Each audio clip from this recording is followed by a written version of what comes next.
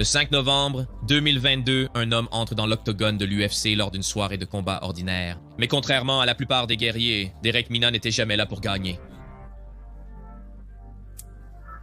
En surface, une blessure malheureuse. Mais ce résultat était une certitude, pas une surprise. Tout orchestré par un homme avec un objectif sinistre en tête. Les cotes pour l'adversaire de Derek Mina ont grimpé de manière folle.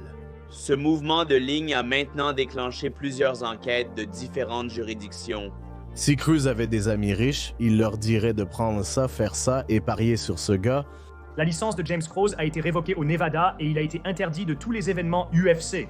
Ils vont aller en putain de prison fédérale. Putain de prison fédérale. Comment un combat a-t-il révélé un empire de paris qui a transformé le sport à jamais? C'est l'histoire du plus grand scandale de tricherie dans l'histoire de l'UFC. L'homme au centre de tout cela, James Krause. Bien connecté dans le monde des arts martiaux mixtes et autrefois respecté comme un admirable combattant de l'UFC, il a d'abord cherché sa fortune par la voie du poing. Avançant à travers 2 passages dans la promotion, le mandat global de Krause a été relativement réussi, totalisant un record de 9-4 contre les masses des poids mi-moyens.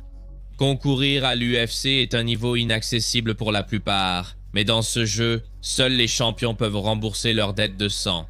Malgré ses succès en tant que prétendant, Krause a aspiré à plus sur les plans financiers et mental, à juste titre, alors que le débat sur la rémunération des combattants reste d'actualité. Au final, l'accomplissement ne serait plus de chercher ses 10 livres et demi d'or et ses avantages, mais plutôt de guider les autres vers ce même trésor. Si je finis avec le sport et je suis en paix avec cette décision, je n'ai aucune envie de combattre à nouveau. Mes désirs, mon accomplissement, je les ai maintenant orientés vers l'entraînement. Je ne prévois plus jamais de me battre dans l'UFC. Je me sens différent, je suis content de la décision, je suis content de ce que j'ai fait. Évidemment, c'est une transition nette pour moi vers l'entraînement à plein temps maintenant, ce que je fais depuis longtemps de toute façon. Pour Krause, c'était un ultimatum. Il ne pouvait pas se battre au plus haut niveau en étant à moitié investi. Après des années de lutte acharnée, il a choisi de devenir entraîneur à plein temps chez Glory Arts Martiaux Mixtes au Missouri.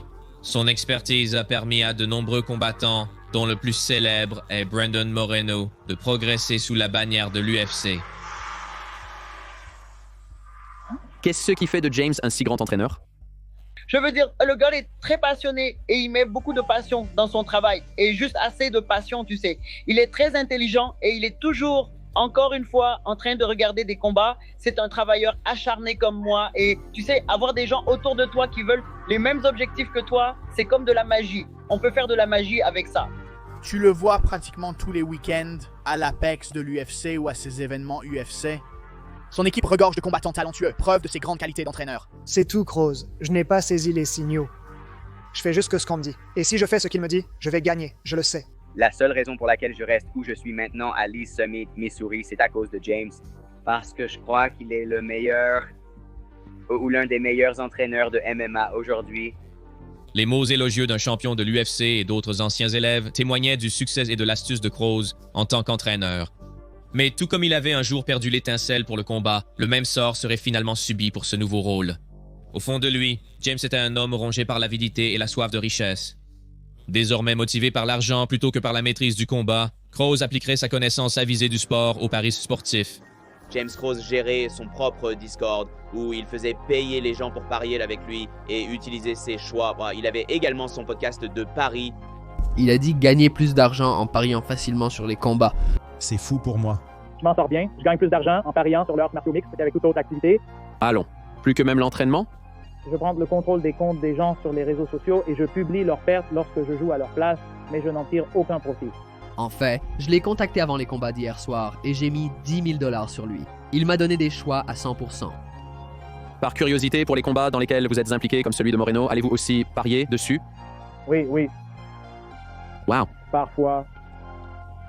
D'ici à 2022, James avait bâti un empire de paris en plus de son rôle d'entraîneur, surpassant financièrement de nombreux top combattants de l'UFC sans combattre lui-même. Mais tout comme les combattants dans la cage cherchent constamment la grandeur, l'or et les richesses dans une poursuite sans fin, Krause, en tant que parieur, était exactement le même. Son insatiabilité le mènerait inévitablement à sa perte.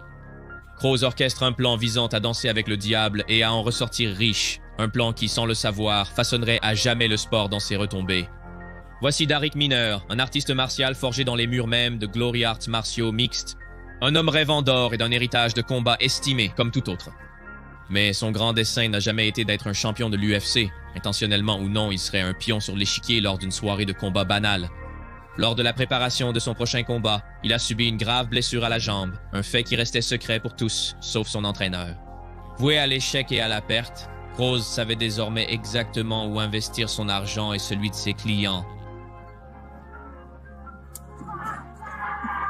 Kroos et ses acolytes feraient fortune grâce aux cotes du premier tour, créant une ligne de paris considérable. Mais son mouvement inhabituel quelques heures avant le combat avait indiqué quelque chose de néfaste. Les cotes pour l'adversaire de Darrick Minner ont grimpé de manière folle. Norden Baker se maintient autour de moins 200 toute la semaine, puis cela chute brusquement à l'approche du combat. Les dates montrent une chute brusque. Darrick Minner connaît également une montée en flèche à la fin. La combinaison de ce mouvement de ligne ressenti et de l'apparence de ce combat où il semblait y avoir une blessure dont les gens étaient peut-être au courant a maintenant déclenché plusieurs enquêtes de différentes juridictions. Le passé prolifique de James dans le monde des paris et son affiliation avec Minner le placent comme principal suspect. Cependant, son combattant et d'autres triés sur le volet de Glory Arts martiaux mixtes seraient dans la ligne de mire quand la nouvelle a éclaté. Ils l'ont simplement appelé hier soir et lui ont dit qu'il ne pouvait pas me coincer. Je suis sûr que vous découvrirez bientôt ce qui se passe, tout comme moi. Darrick Minner a été renvoyé de l'UFC. La licence de James Kroos a été révoquée au Nevada. Il a été banni de tous les événements UFC. Toute personne affiliée à lui et à la salle de sport Glory Arts martiaux mixtes n'est pas autorisée à participer à l'UFC. Parce que je pense qu'il entraîne 6 ou 7 personnes qui sont dans l'UFC et maintenant ils ont dit que si vous vous entraînez avec James Kroos, vous ne pouvez pas participer à l'UFC. À quel moment avez-vous réalisé qu'il ne serait peut-être pas capable de me coacher?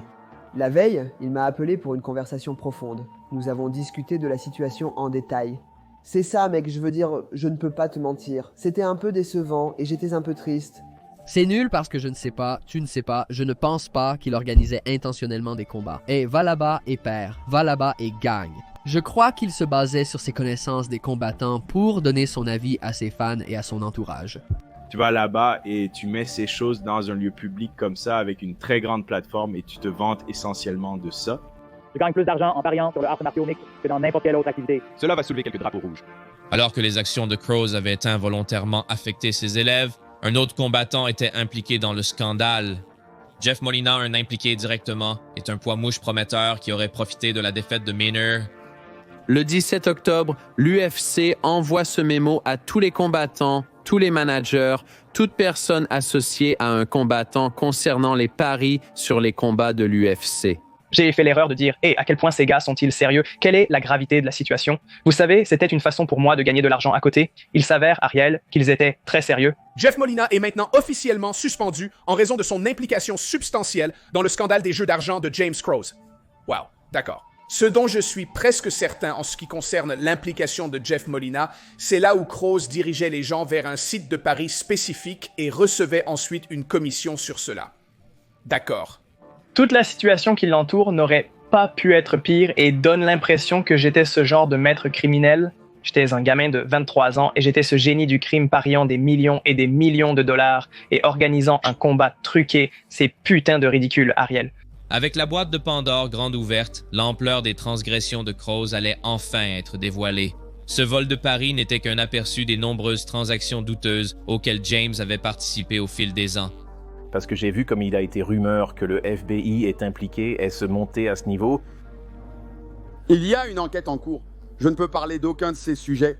James Kroos, l'entraîneur de MMA suspendu qui est au centre d'un scandale de paris en cours dans l'UFC, a agi comme agent de bookmaking offshore pendant plusieurs années. C'est selon des sources qui ont parié avec lui. James Kroos commençait à se faire une réputation de maître des choix, si vous voulez. Il a animé pendant des années un podcast pour ESPN MMA appelé Best Bets. Ce que Kroos faisait, c'est qu'il avait des amis riches. Et puis il disait « Hey, prends, ça fait ce pari sur ce gars. » Et combien énorme ça venait de nulle part, les paris. C'était tellement évident qu'il devait enquêter. A-t-il mis en lumière un problème au sein du sport sur le radar du FBI? Commence-t-il à tirer sur des fils qui mènent à d'autres choses? C'est là que cela devient encore plus dangereux. Une histoire qui avait débuté dans une cage de arts martiaux mixtes s'était désormais étendue bien au-delà de ce sport. Des acteurs majeurs impliqués, des rumeurs d'enquête du Federal Bureau of Investigation et chaque mouvement passé de Crows minutieusement analysé. Crows n'était pas qu'un simple conseiller de paris sur Discord, il servait d'intermédiaire entre les bookmakers offshore et les parieurs, bâtissant un empire bien plus vaste que ce que l'on imaginait. Au cœur de la situation, Dana White, fort de cette nouvelle information, s'est assuré que ses sentiments soient entendus. Eh bien, que va faire l'UFC, voyons voir. Nous informons ces gars de ne pas parier sur les combats. Savez-vous quel est le résultat de cela? Ils vont aller en putain de prison fédérale, en putain de prison fédérale. Bien que les actions de Crows étaient méprisables et sapaient l'intégrité du sport, elles étaient peut-être un mal nécessaire à plus grande échelle. Malgré tout, cette saga a eu un aspect positif. Elle a catalysé le changement dans l'approche de l'UFC en matière d'application des règles. Pour une entreprise longtemps vantée d'être en avance sur son temps. Pionnier dans de nombreux aspects dans ce domaine, Dana White et sa compagnie étaient longtemps restés à la traîne. De nouvelles règles sont ajoutées en suivant le chemin tracé par la plupart des sports à l'échelle mondiale. Ni les athlètes, entraîneurs ou proches n'ont été autorisés à parier à nouveau sur les événements. Mais qu'en est-il de l'homme au centre de tout cela? Près de 3 ans après cet incident, à peine un mot a été prononcé par Crows malgré le drame. Peut-être pour des raisons légales ou simplement pour étouffer l'affaire. Crows avait brûlé tous les ponts dans le art martiaux mixte. Son gymnase sous nouvelle propriété n'est plus que l'ombre de lui-même. Ses combattants de premier plan comme Grant Dawson et le précédemment mentionné Moreno tracent maintenant leur chemin ailleurs. Crows avait tout perdu après que ce dernier ait fini d'unifier la ceinture sous une nouvelle tutelle.